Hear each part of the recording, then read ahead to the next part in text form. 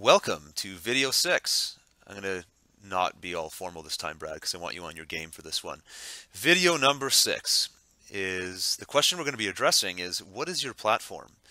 And what we mean by platform is, what is the type of book you're going to be writing here? Hard copy, digital copy, combination thereof.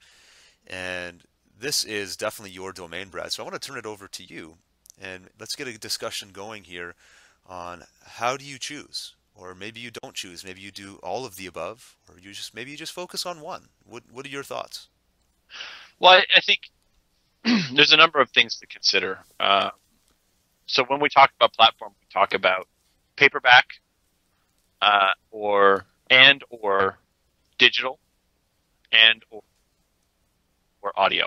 So Right. digital could be Kindle, PDF download that you have direct on your website with a payment option. It could be any of the device platforms, any kind of electronic delivery. Even like an app. Some people have been known to put their books right inside a mobile app, where the book content is the app kind of thing. That's right. Yeah. And then the last one is audio, right? A lot of people are doing the Audible type content, where they go into a studio and they read their book.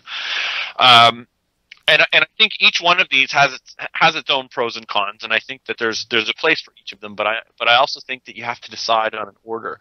And I'll tell you that when I was doing this, if you're listening to this or you're watching this and you're planning to go through this process, you're probably like I was at the time before I launched my book. I was buying and reading and absorbing everything I could about this kind of stuff, right? I was going everywhere for advice. I would talk to someone for a half an hour that I didn't know, just to get one little snippet that I didn't have before.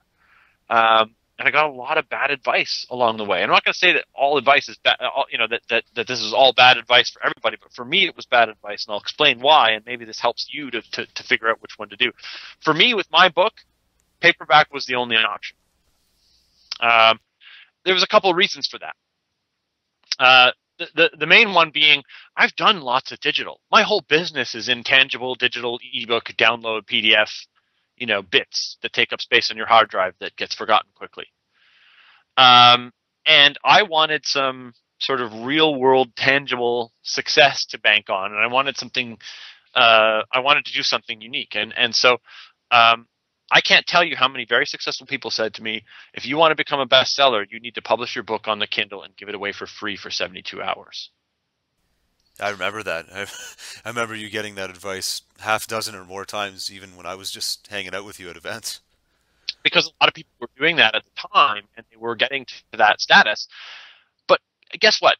I'm sorry, I hate to burst people's bubble here, and I have a lot of friends that are calling themselves this, and I get it. Like you want the status, and I get it. But if your book is a bestseller that's free, it's not a bestseller, it's a best mover.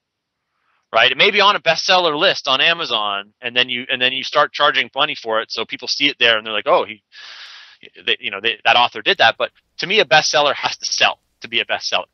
That's just the way I look at it. So I couldn't do it because I wouldn't feel honest calling myself a best-selling author if I gave my book away. It just didn't seem honest. That's a good point. I wonder if people maybe they don't even think about that. They Or don't. They just think it's semantics, maybe. And in this day and age, it's pretty easy to call yourself a bestseller. If you really want to become a bestseller in a specific category, Yeah. your book in Swahili large print, and stick it in that category, and or whatever ways to do that. But if you really want to hit some major lists, you've got to think more strategically, and you've got to actually think about how you're going to sell books. Because I wanted to get noticed by the traditional world of business and publishing. In the world that I operate in, I've already made a name for myself. I wanted to leverage out of that.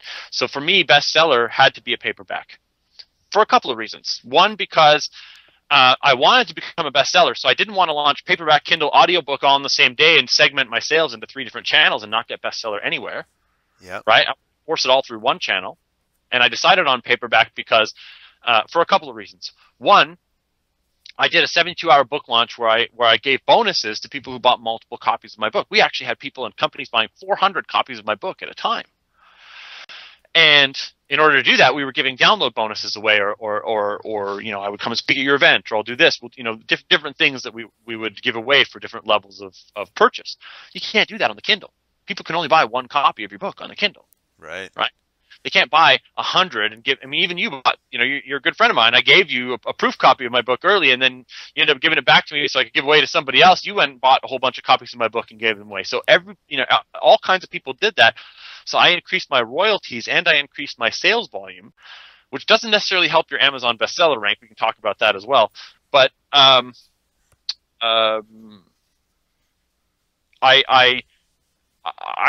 had the freedom to have multiple purchases from single purchasers when I only pushed it through that paperback channel. Well, and there's also just something about having a physical product. Digital products in general, I think we all kind of don't take them as seriously. We lose them on our hard drive, get to them later.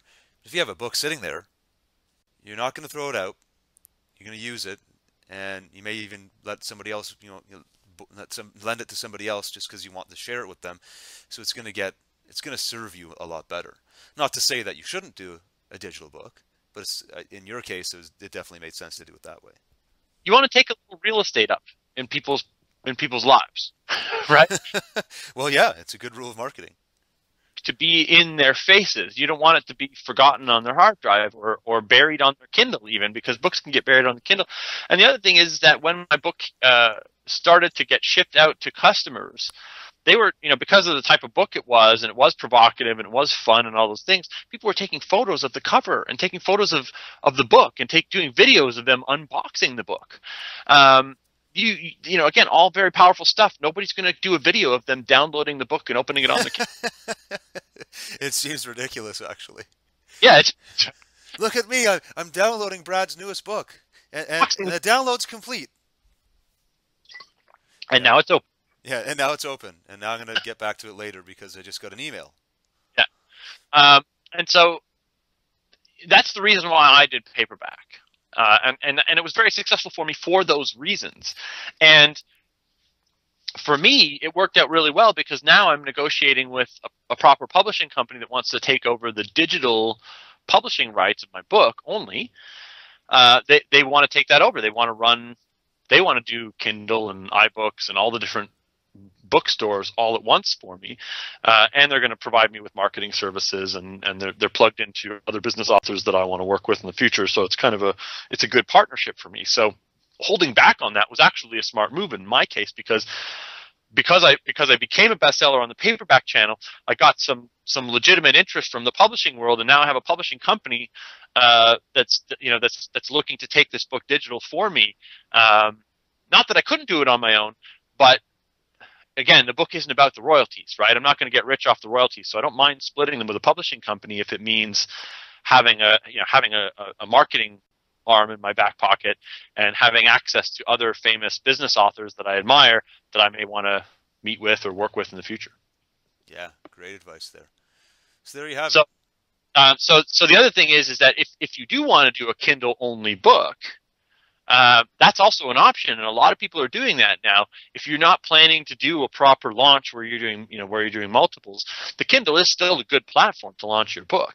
But I think if you want to do a proper bestseller campaign, paperback is still the better road. Right. Well, it all makes sense, and I think everybody needs to take a serious look at that. But your case study or your example is definitely a reason for me, anyway, to probably want to start with the physical hard copy, paperback route first, and then look at other options like audiobook, which hopefully you consider doing one day for yours too, Brad. So this is something I'm going to do. Cool. All right. Well, we'll see you in the next video.